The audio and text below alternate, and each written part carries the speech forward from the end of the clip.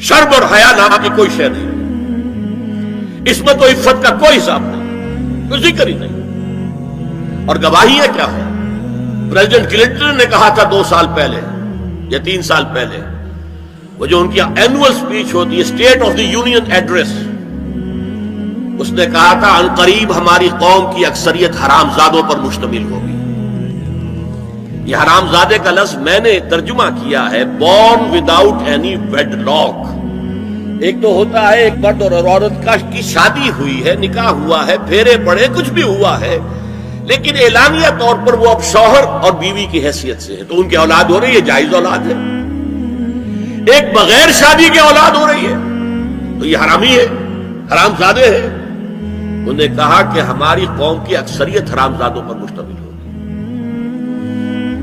Homo sexuality, لیسبینز، gaze, اور بالکل declare کرتے ہیں، پادری ڈکلیئر کرتا میں گے ہوں، سینیٹر ڈکلیئر کرتا میں گے ہوں، انہیں کوئی شرم ہی نہیں، اس کے اندر کوئی حجاب نہیں، اعتراف کرنے کے اندر کہیں بھی کسی طرح کی رکاوٹ نہیں، ہچکچاہٹ ہی نہیں۔ یہ جس کو کہا جائے گا پرمیسو ہیڈونزم، جنسی لذت ہر طریقے سے حاصل کی جا سکتی ہے۔ زنا بالرضا ہو تو کوئی جرم ہے ہی نہیں، ہاں زنا بالجبر ہو تو جرم ہے، بالرضا ہو تو کوئی جرم نہیں، جرم ہے ہی نہیں سرے سے۔ ساری اخلاقی اقدار کو اس طریقے سے انہوں نے ملیا میٹ کر دیا ہے۔ البتہ ابھی یہ تیسرا معاملہ کچھ عالم اسلام کی حد تک ابھی پورا ان کا پروگرام مکمل نہیں ہو سکا۔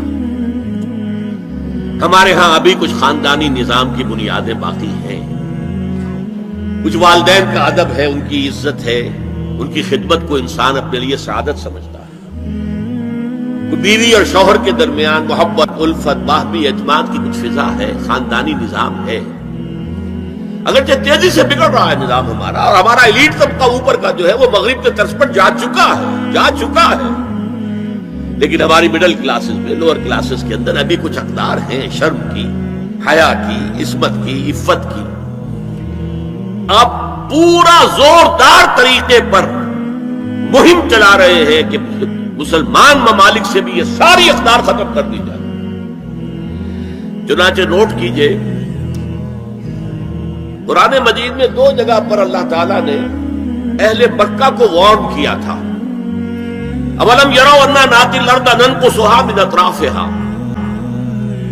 کیا یہ قریش دیکھ نہیں رہے کہ ہم رفتہ رفتہ ان کی طرف بڑھ رہے ہیں، چاروں طرف سے ان کے گرد ہمارا گھیرا تنگ ہوتا جا رہا ہے، ان کے گرد جو قبائل آباد ہیں وہ ہمارے حلیف بنتے جا رہے ہیں۔ یہ سورہ رات کی آیت ہے، اور اسی طرح سورہ انبیاء میں ہے افلا یرون انا ناتی الارض ننقصها من اطرافها۔ تو اسلام گھیرا تنگ کر رہا تھا رفتہ رفتہ کفار مکہ کے گرد۔ آج یہ برعکس ہے کہ یہ مغرب اور امریکہ کی عظیم قوت کو استعمال کرتے ہوئے، سول سپریم پاور آن ارتھ، آج یہ ہمارے گرد گھیرا تنگ کرتے چلے آ رہے ہیں کہ ہمارا معاشرتی نظام بھی تلپٹ ہو جائے، درہم برہم ہو جائے، ہماری اقدار بھی ختم ہو جائیں، ہمارے ہاں بھی عورت اور مرد بالکل برابر ہونے کے مدعی ہو کر میدان میں آ جائیں، عورت مرد بن جائے، مرد عورت بن جائے، مردوں کی شادیاں ہو جائیں کہ ایک مرد شوہر اور ایک مرد بیوی اور رجسٹر ہو جائے شادی، لیسبینز کی شادیاں ہو جائیں کہ ایک عورت شوہر، ایک عورت بیوی اور رجسٹر ہو جائے شادی۔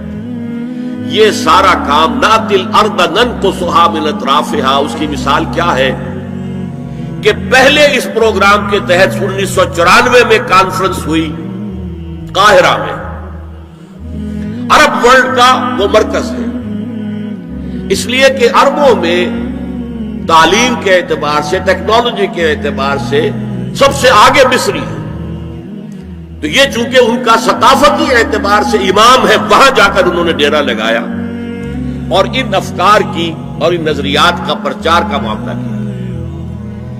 دوسری 1 سال کے بعد کانفرنس کر دی بیجنگ میں، تاکہ ادھر سے اور ایک اور طرف سے گھیرا ڈالا جائے اور عالم اسلام کا جو یہ حصہ ہے ایشیا کا، اس کے اوپر اثر انداز ہوا جائے۔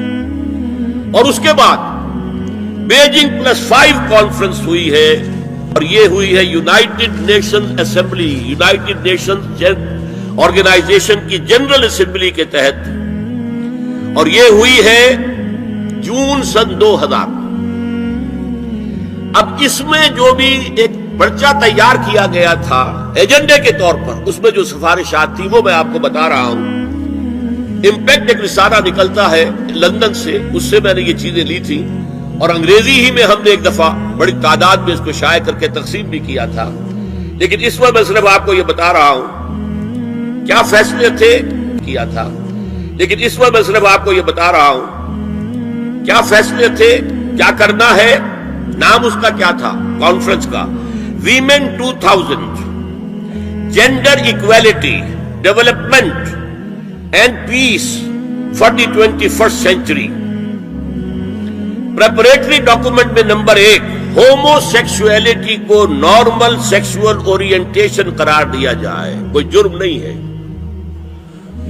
مرد مرد سے شہوت رانی کرے، عمل قوم لوط، یہ کوئی جرم نہیں، کوئی حرام نہیں، کوئی بری شے نہیں، نارمل اورینٹیشن ہے، یہ مزاج ہے۔